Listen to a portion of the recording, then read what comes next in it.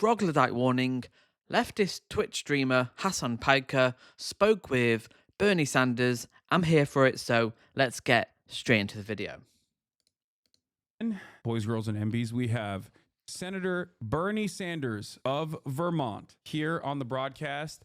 A way to finally close the circle, a person that is endlessly impactful in American politics for especially our corner of American politics, a person that I believe is profoundly important in revitalizing the leftist movement in this country. Bernie Sanders, thank you so much for everything you've done, and also thank you for coming on the broadcast. Well, my pleasure to be with you, and thank you for what you are doing. You are part of a revolution in media today, which is talking to millions of people who are tuning out of legacy media, and thanks for what you're doing. So we have a limited amount of time, so I'm going to get right into it. As far as your impact goes, I think we should probably start off with where you foresee the future of the left movement going in American politics. Well, what I am most optimistic about is a revitalization of the trade union movement in this country, a growth in class consciousness, workers beginning to stand up and take on corporate greed, stand up to the massive levels of income and wealth inequality that we have today.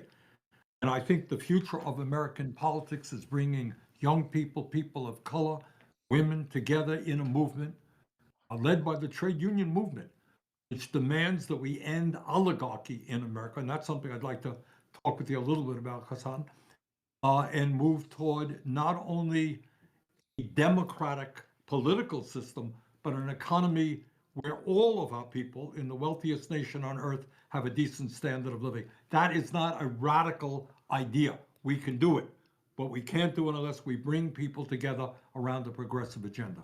Absolutely. Speaking of the oligarchy, we of course have the anti-corruption candidate, Donald Trump, who ran on draining the swamp the first time and then only seemingly worsened the conditions of the swamp, now aligned directly with one of the top oligarchs, the actual top oligarch, the wealthiest person on the planet, Elon Musk.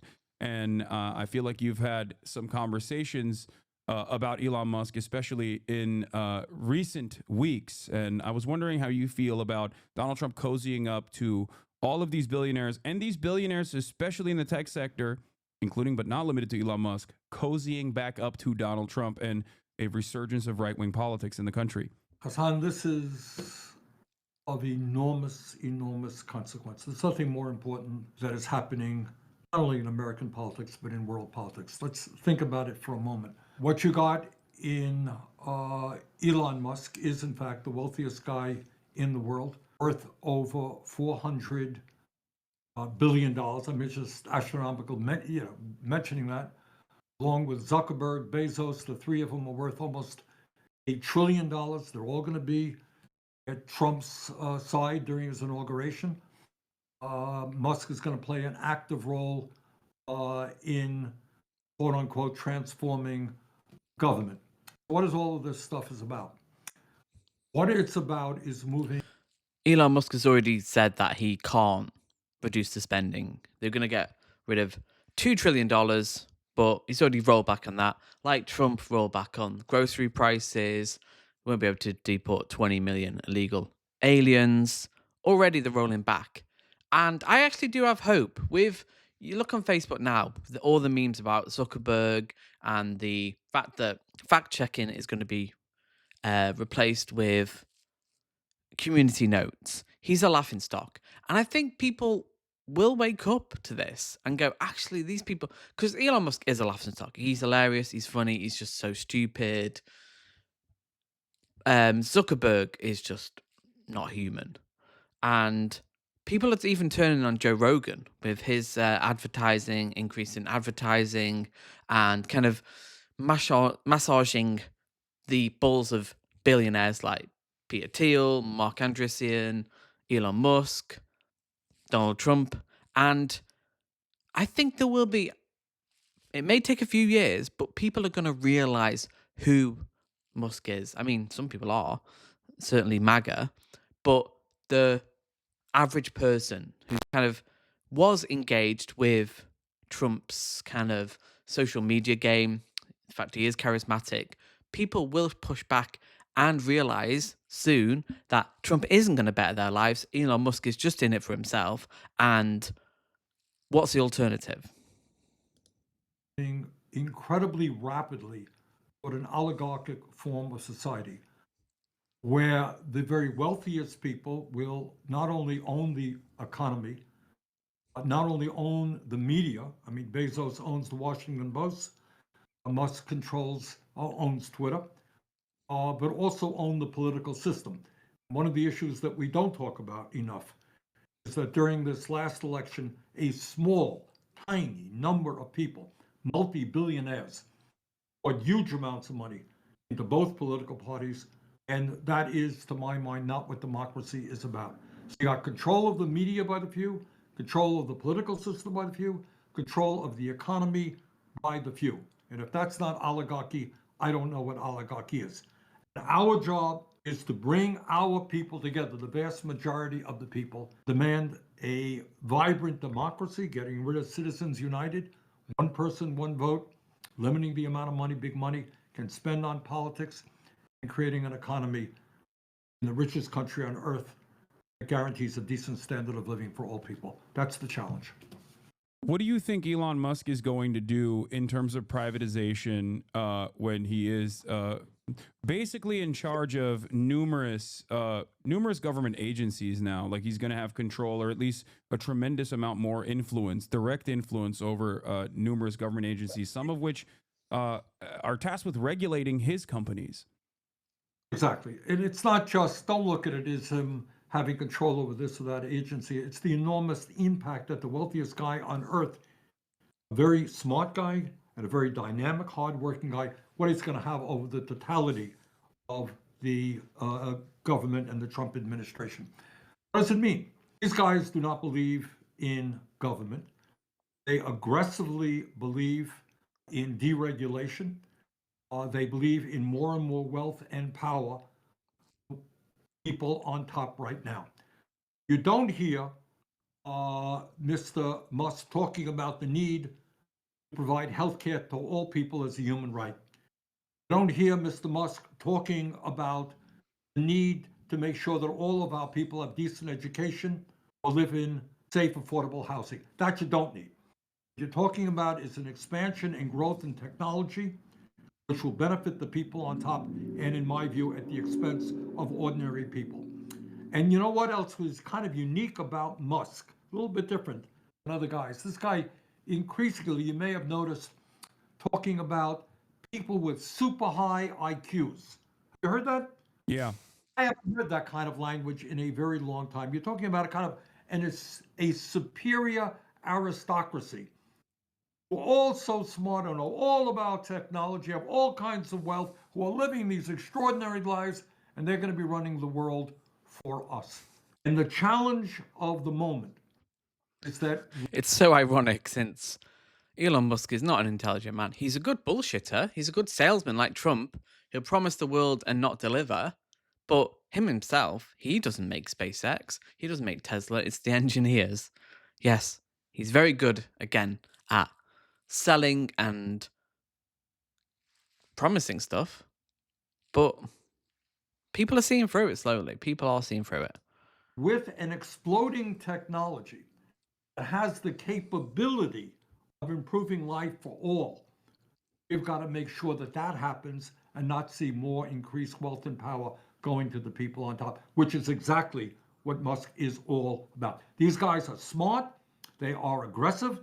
They want even more wealth. They want even more power. They are enormously dangerous. What's going on right now is unprecedented. This is not just, rich guys. Oh boy, I'd like some more money. I need another 14th house. They want power to go with their wealth. What would you say to the growing resentment from the American working class against political institutions, the elite, and specifically our government? Do you feel like this level of deregulation and privatization and the erosion of government social safety nets and government programs have contributed to that resentment?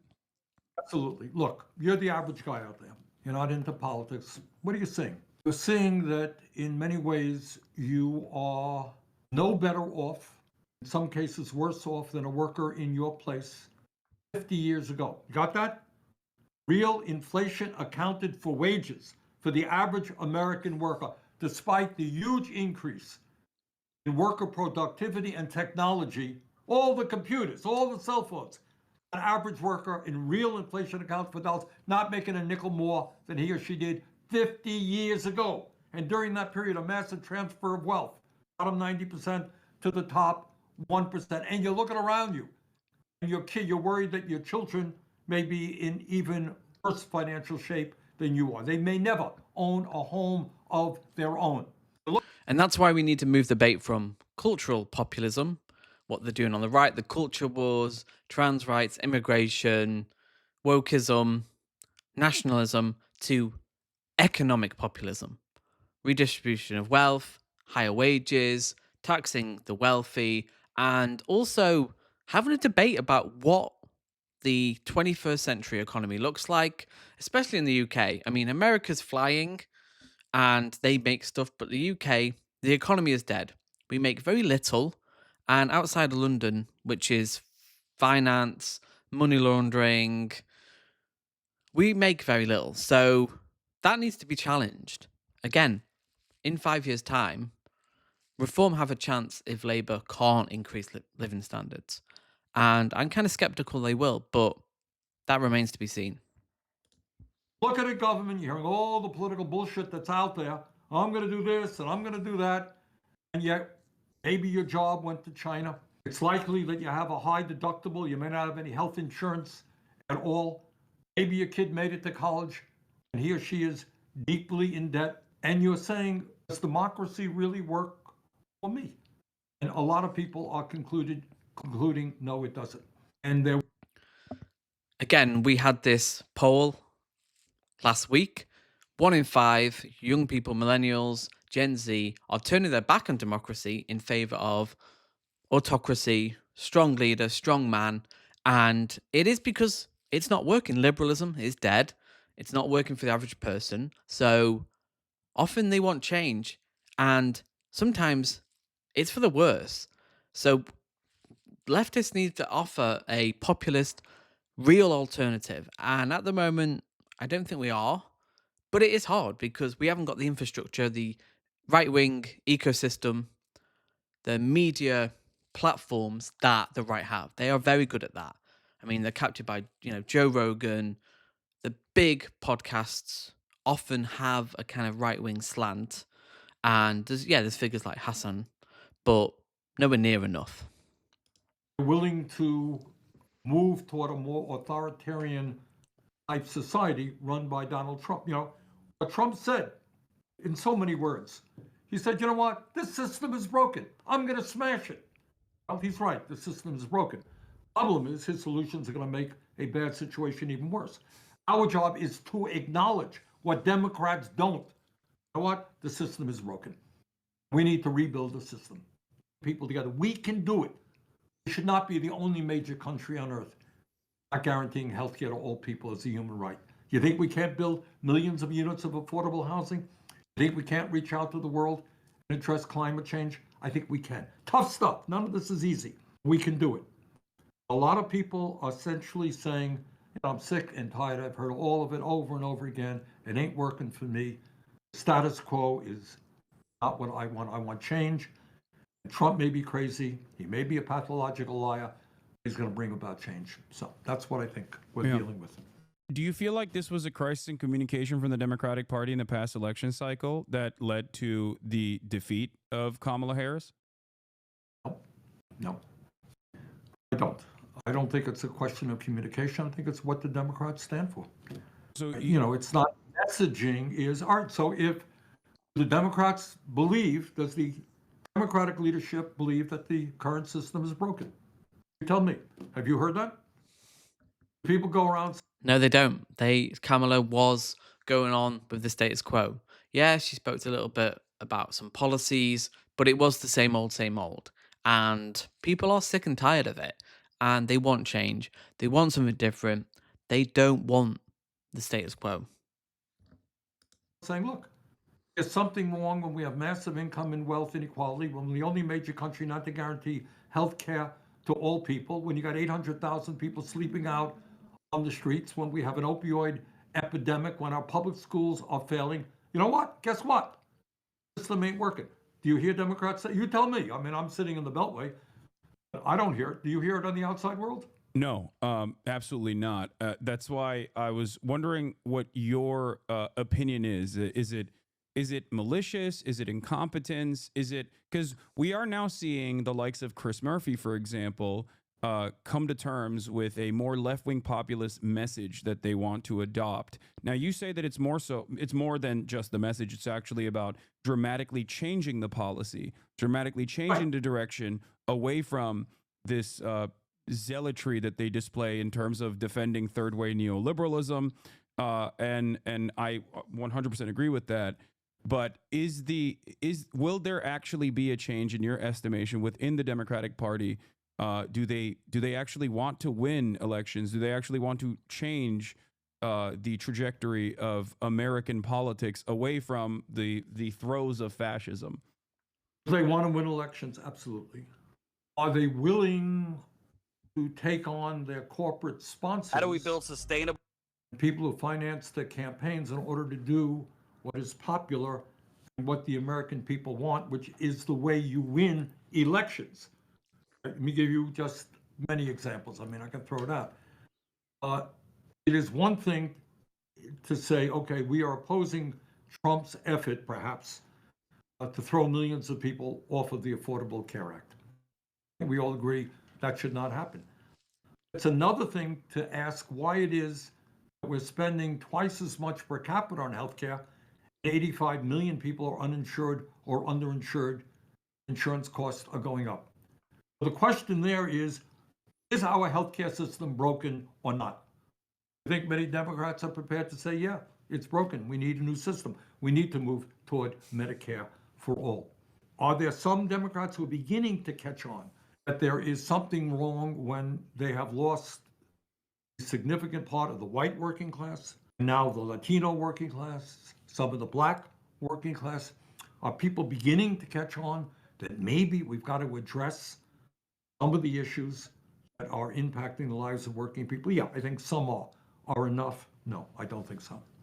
How do you feel about the Morena victory in Mexico, if you don't mind me asking? Because we did see a somewhat older figure in AMLO transitioning power away after seeing tremendous success with the expansion of the welfare state and social safety nets and trying to target to the best of his ability inflationary the inflation crisis that many other Western liberal capitalist nations faced, where we saw historically unpopular incumbent disadvantages. AMLO was able to transfer power away from himself to a younger female candidate, Claudia Sheinbaum. So clearly, even in North America, there is an example of a social democratic party becoming even more popular in the aftermath of this election.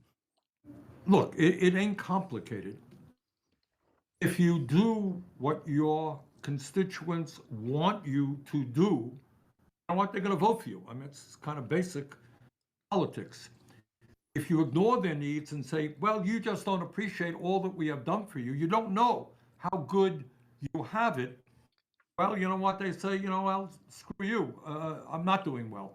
I would also mention to you that when we passed in the throes of the pandemic, the American Rescue Plan, which provided direct cash payment, tens of millions of Americans, extended unemployment, put a whole lot of money into childcare, kept people from getting evicted, lowered the childhood poverty rate through a child tax credit. At that particular point, after that bill was passed, guess what? Biden's popularity was the highest that it was throughout his administration. You tell me, just tell me, if the Democratic Party said, you know what, in the first 3 months of a Democratic presidency, a Democratic Congress, every American will have health care as a human right without having to take out your wallet, because it's a human right. We're going to fund it in a progressive way, publicly, no more in insurance premiums, co-payments, deductibles. If the Democrats pulled that off, how incredibly popular do you think they would be? You tell me. Absolutely. Am I missing something? No, absolutely. Do you think that it's the impact of money in politics that causes Democrats to be afraid of taking the initiative on issues like this, or is it more pervasive and unfortunately scarier than that?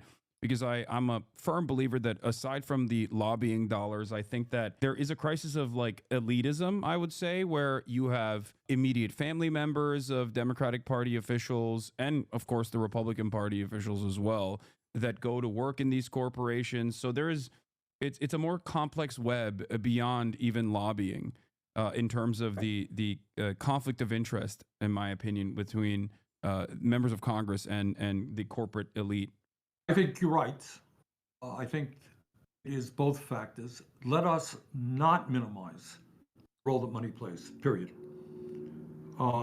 Every American, I don't give a damn what your political views are, should be really frightened that three multi-billionaires in the Republican Party could put hundreds of millions of dollars into Trump's campaign. Democrats also had many billionaires contributing. And if you think those guys are doing this out of the goodness of their hearts, you would be mistaken. Obviously, they want to elect candidates who will represent their interests. And the second thing related to kind of what you are saying, Hasan, is that people live in a certain world. One of the crises of the corrupt campaign finance system we have is not only the impact of money. Many of my colleagues are spending 20, 30% of their days. You know what they do? They're not out talking to their working class constituents. They're on the phone raising money from wealthy people. They're going to, house parties with wealthy people. When you surround yourself with folks who have come from a certain world perspective, I'm running a corporation. Let me tell you about all my problems I'm having. It's not, hey, I can't pay my rent. Let me tell you about my problems. You live in a certain milieu, I think is what you're talking about, and that becomes separated from reality. Does that take place? Is that happening? I think it is. Yeah, I noticed that I was the most out of touch with the outside world when I was directly at the DNC, despite being online the entire time. That I definitely noticed that there is a bubble surrounding, I would say, the Rust Belt for sure, or not the Rust Belt. Sorry, the DC class and the media class. I think are certainly. It really is. It really is. I mean, I've said this. It really is. I've said this a million times, and it's not just the politicians, it's the inside the Beltway media. I cannot recall. I have done 12 zillion interviews in my political life over the years. There's nobody who's come up to me and said, Bernie, we have massive income and wealth inequality. What do you think we should do about it? Bernie, what are you going to do about the fact that 25% of seniors in this country are living on $15,000 a year or less? What are you going to do about that? What are you going to do about the fact that so many people are homeless? Those are questions that one is not asked. One is never asked about income and wealth inequality, for example. It's not part of the mindset of media or, for that matter, politicians. And we got to.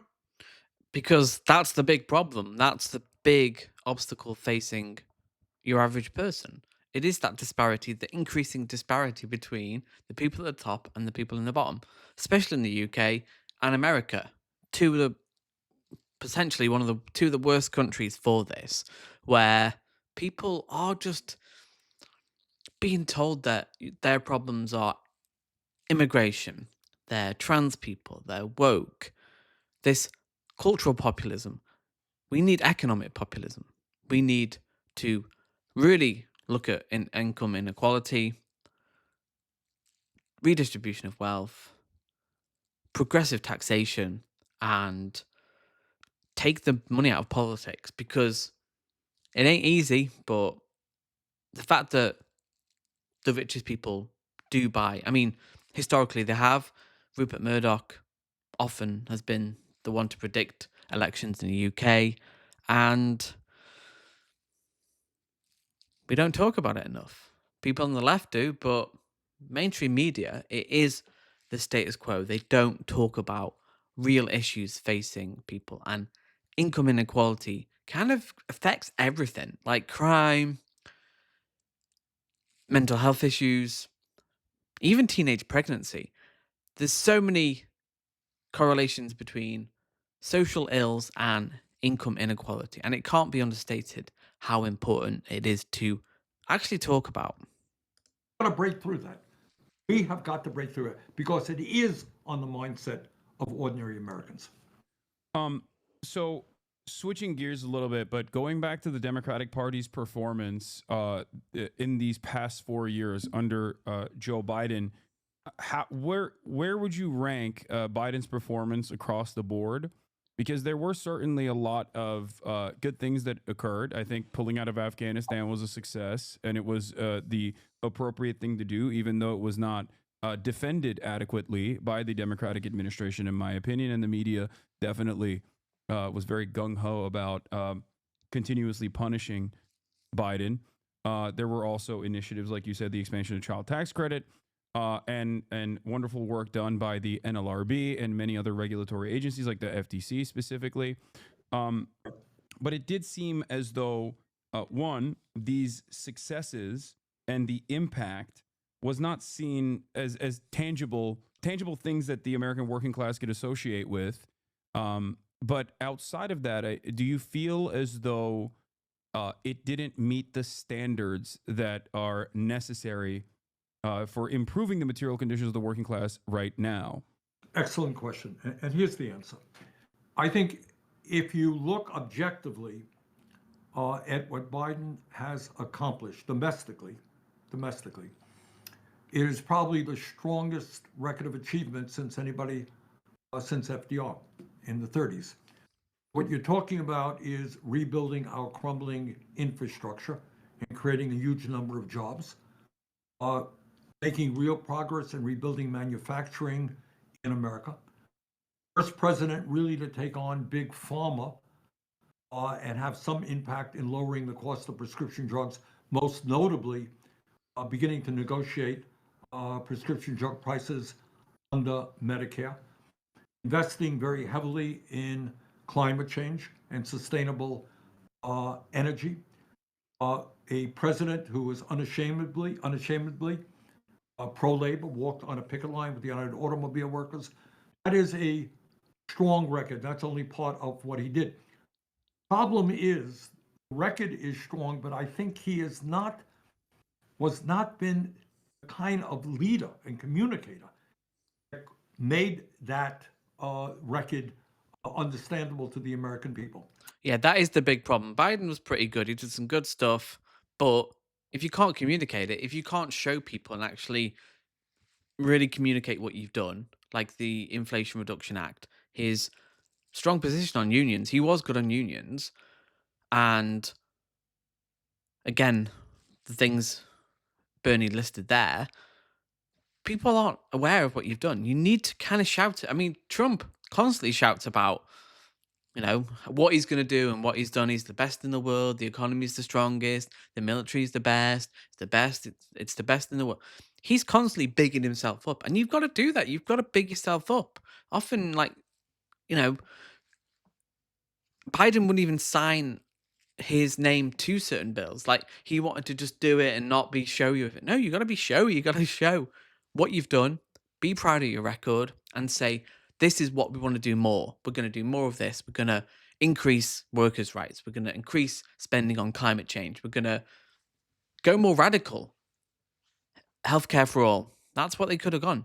Like, Kamala Harris could have done that. She could have done that. And I think she could have won on that. If that was the first thing, if that's all she went on, she was disciplined, just went on that. I think there was a good chance of winning.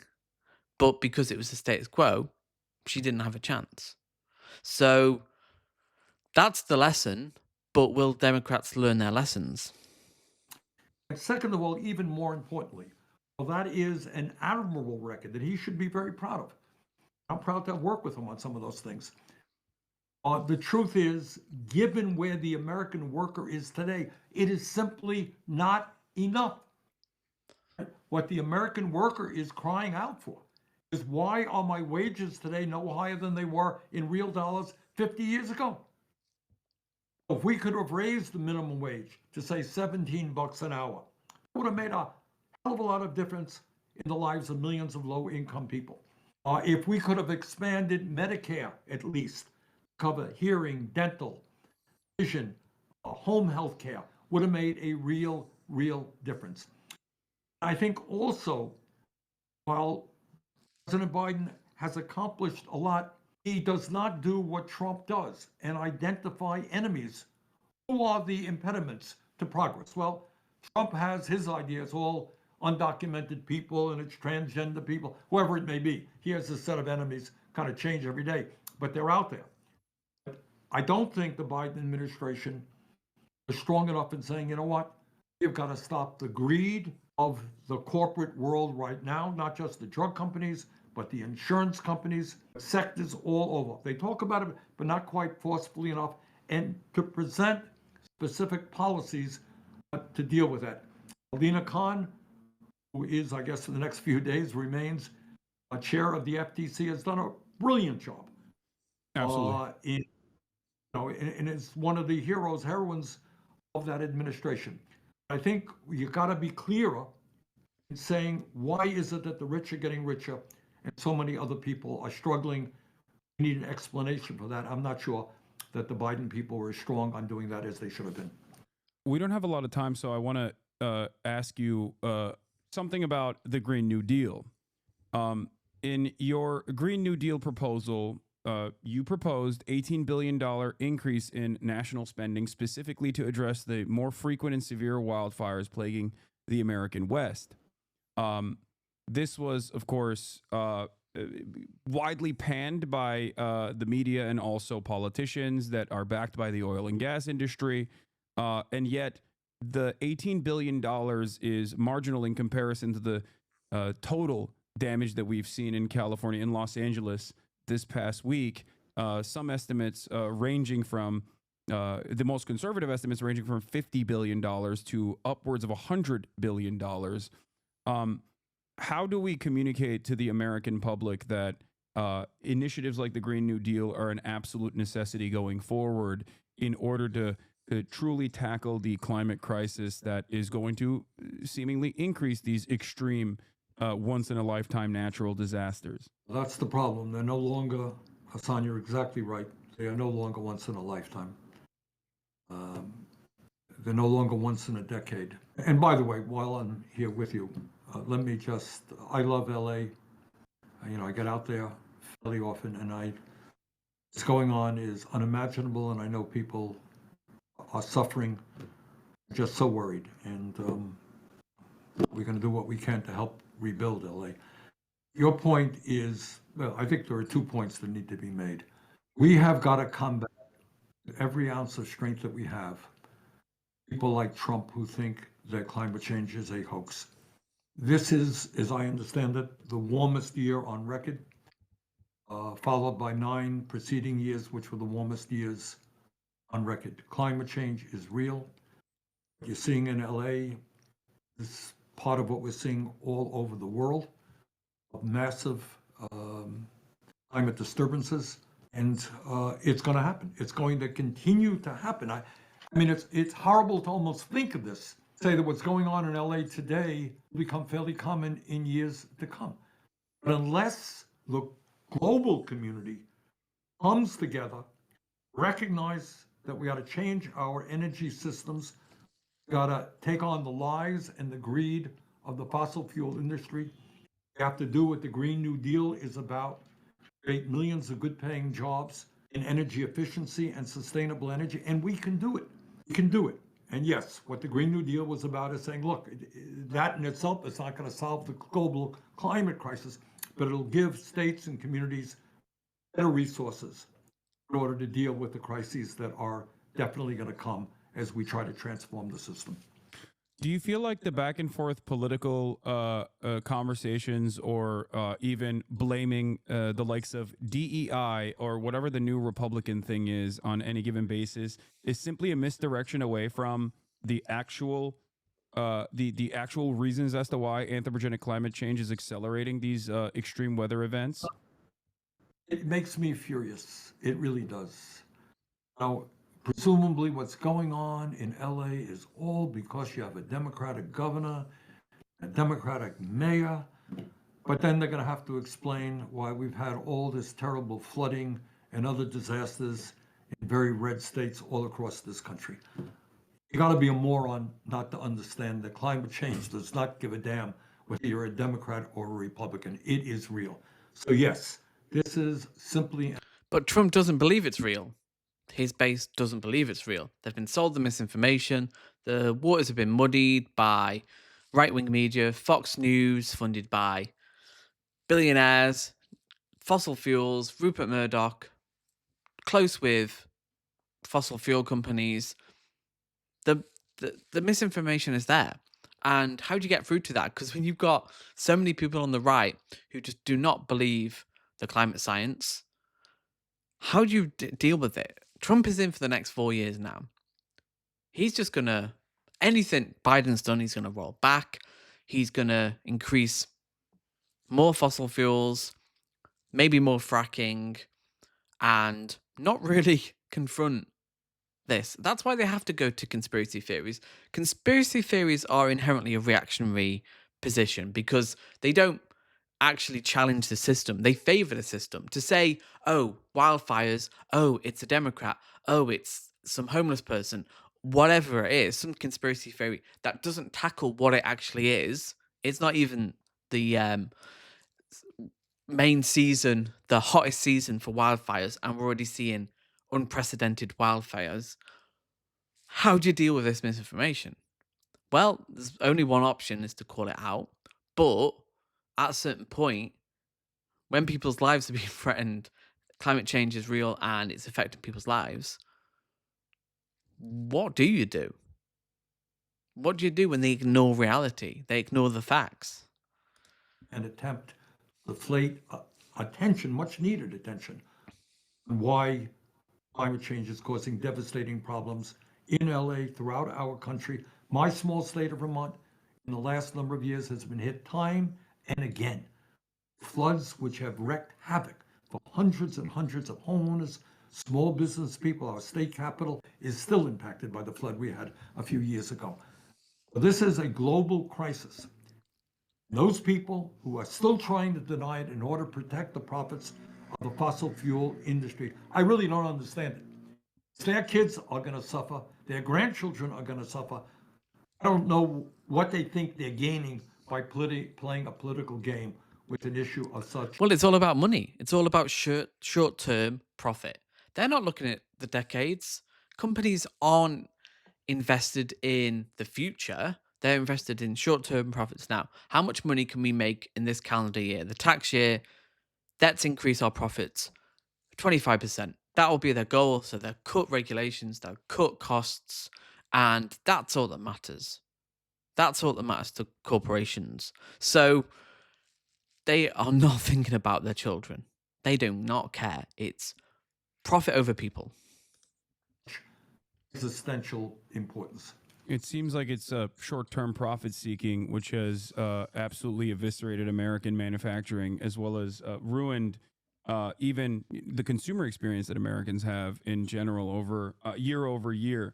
It's basically a race to the bottom, putting the interests of profits over the interests of people. I had another question about this in particular. Mike Johnson has made inferences to potentially offering conditional aid to the state of California in terms of recovery.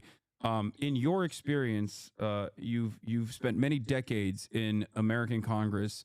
Have you ever seen this level of politicization in the aftermath of any sort of natural disaster? And do you feel like Mike Johnson is doing this specifically because they want to potentially use as a way to pass through budget reconciliations without much problems down the line? I think I have seen a little bit of this stuff in the past, but not to the extent that we're seeing it right now. It really is. Biden and Obama, I think if you check their records, they gave out disaster relief and other types of federal funding really to red states quite as generously or ungenerously as they did to blue states. They really did not discriminate. The idea that the largest state in our country, which has been just devastated by this terrible fire, that they are going to be playing politics with disaster relief is unconscionable. Between you and me, I don't think that they... Especially because California is one of the most prosperous and most profitable states in America. Its GDP is massive. So the idea that, no, again, politicizing this relief is actually disgusting. I mean, it just shows you how much hate their politics is the politics of hate. It's, no, they don't deserve it's sickening. Like, how do they get away with it? How do they get away with it? And it is because the Overton window has been pushed to the right. Trump does not care. He's a malignant narcissist. He does not care about anybody but himself. And that trickles down to the politics, where all that matters is you look after yourself. I'm all right, Jack, and kind of everyone else really. Just you can go and swivel, as we say in the UK. They will succeed because what goes around comes around. You do not. I don't want to see if God forbid, Idaho is hit by something. We say, well, it's a Republican state. We're not going to give them the help they need. This is America, We're a 50-state country and we have territories. We treat all people equally. When there is a disaster, what being a country is about is we all come to each other's aid. If Vermont gets hit hard by something, I expect the people of California to help us. If California gets hit, people of Vermont got to be there for you. It doesn't matter whether you're Democrat, Republican, Independent, whatever you are. That has got to be the basic tenet of how we do federal disaster relief. One last question I have for you before I let you go, and thank you so much for spending time with us today. I've heard from your team that you have been doing this event in Vermont where you go and play basketball with some of your constituents. Number one, when can we ball? Because that is a dream of mine. And also number two, I've heard that you were you had some wonderful experiences that made you feel like people are desperate for a sense of community right now and some semblance of community organizing. Hasan, the reason we're doing this, we're paying this out of campaign funds, is I think in Vermont and all over this country, there is a desperate need for community. We did, during the holiday season in December, 4 events around the state in communities larger and smaller. It was just a fantastic thing, totally non-political. Just people coming out and doing Christmas carols and Hanukkah stuff and just, having, eggnog. And kids are there, and we had local kids entertaining and people singing along with the kids. Beautiful experience. We've now done 9 basketball events. And what I want to do there is to suddenly bringing people out is I worry the kids are spending too much time on their cell phones. Kids are isolated. So we do these events, and we have foul shooting contests for the little kids and the middle school kids, the high school kids. And we give a free basketball, good basketball to all of the kids who come with the hope that these kids will become more active, go out, play some ball, not sit home on their phones all of the time. We also do a chess tournament every year. We do a choir event every year. We do essay contests. We want to involve the kids, and many of these kids are really struggling. These are tough times for kids in high school, middle school. So we're trying to reach out and bring people together in what little ways we can. All right. Well, I look forward to coming to Vermont and playing basketball with you, Senator. And Can you shoot hoop? Yeah, I play basketball quite a bit. I'm training. All right. I'm training to see you on the courts. All right, you got it. Come on. I'd love to see you. All right. Well, thank you so much for coming on, Senator Sanders. Like I said, you're an incredibly impactful person for many people in my community. And I'm very fortunate that you wanted to come on. And hopefully, if I do come to Vermont, maybe we can have a much longer conversation as well. Let's do it. All right. Thank you so much. Have a great one. Thank you all. Bye. So, if you want to join this community, hit the like button, and I'll see you in the next video.